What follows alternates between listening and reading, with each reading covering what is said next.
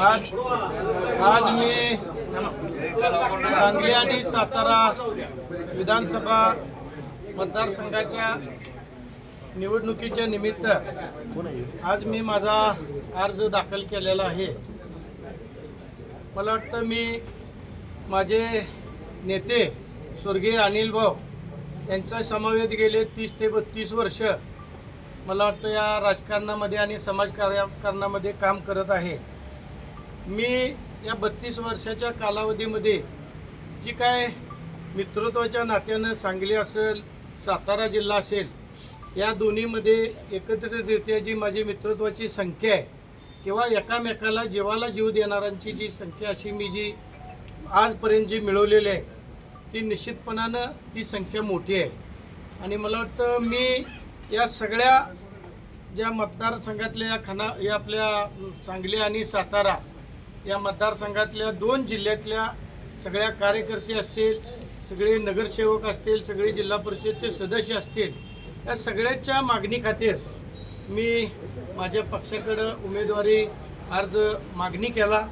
मला वाटतं मी माझे नेते आमदार सुहास भैया आणि या सांगलीचे पालकत्व घेतलेले मंत्री शंभूराजे देसाई ही सगळीजण जाऊन आम्ही एकनाथ शिंदे साहेबांकडं उमेदवारी मागितलेली आहे आणि शिवसेनेच्या वतीनं मी आज माझा इथं मला वाटतं अर्ज दाखल केलेला आहे।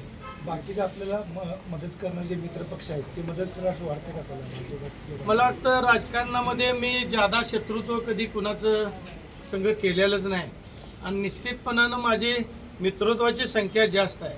त्यामुळं मी निश्चितपणानं मला जी सगळ्या पक्षाची लोक आहेत ती मदत करतील अशी मी निश्चितपणानं अपेक्षा बाळगतो। पण महायुतीकडून अद्याप या जागेवरचा निर्णय अजून जाहीर झालेला नाही, भाजपचा या ठिकाणी जागेवर दावा आहे, असं असताना तुम्ही त्या महायुतीतला पक्ष असताना उमेदवारी अर्ज भरताय? नाही, दावा ही सगळी करतात, आम्ही दावा करतोय। आमची संख्या 120 पर्यंत आहे दोन्ही जिल्ह्यामध्ये। आता जो काय पक्ष निर्णय घेतील, आमचे पक्षाचे नेते आहेत एकनाथरावजी शिंदे साहेब, ते जे निर्णय घेतील ते आम्ही पुढं चालू। तर काय भाजपनं जर उमेदवार दिला तर तुमची पुढची काय? नाही, आता कसं आहे, एखादा अर्ज आपण पक्षाकडून भरला तर तो पक्षाचा एबी फॉर्म जोडला नाही म्हणून काही तो बाद होत नाही। आता 10 सूचक लागतात आणि 10 सूचकाच्या मार्फत आपण अर्ज भरलेला आहे। मित्रत्वाची संख्या वाढली तर तो पुढे विषय आपण अर्ज ठेवणार नाही। अर्ज हा भरला ही ठेवण्यासाठीच भरलेला आहे, पण जुळण्या कशा असतात त्या जुळण्यावरती अर्ज ठेवायचा का नाही ती पुढं गणित असतात। आणि निश्चितपणाने मला वाटतं या 2 जिल्ह्यामध्ये माझी मित्रत्वाची संख्या जास्त आहे राजकारणामध्ये आणि एकामेकाला आम्ही मदतीला आलेलो आहे। त्यामुळं मला वाटतं निश्चितपणानं जी मित्र आहेत ती माझ्या मदतीला आल्याशिवाय राहणार नाही। वेळ आली तर पट बदलण्याची तयारी आहे? नाही, असं काय नाही। ते आत्ता सध्या जर मी पक्षाकडून भरलेलं आहे, पक्षावर मी निष्ठेनं काम करतोय। मला वाटतं आमचे नेते सुहास भैया असतील, या मतदारसंघाचे ज्यांनी पालकत्व घेतले शंभूराजे असतील, आम्ही एकत्र बसून एकनाथजी शिंदे साहेबांना आम्ही बोललेलं आहे की हा मतदारसंघ आपल्याला घ्यावा, जेणेकरून मित्रत्वाची संख्या आपल्या शिवसेनेकडे जास्त आहे।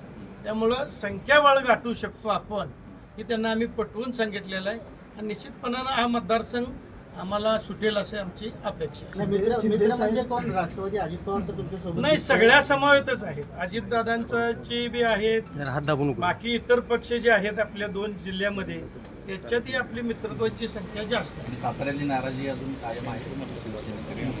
आता तो विषय वरच्या लेव्हलला बसून होईल। शिवसेनेत नाराजी आहे, राष्ट्रवादीत आहे, पण वरची लेव्हलला काय निर्णय होईल त्या निर्णयाला बांधील जाऊन आपण पुढं काम करू। आपल्यासाठी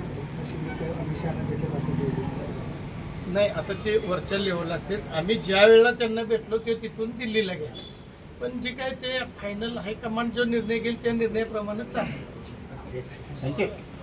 खानापूर तालुक्यातील एकमेव सर्वसमावेशक हक्काचं न्यूज चॅनल विटा लाईव्ह न्यूज चॅनल।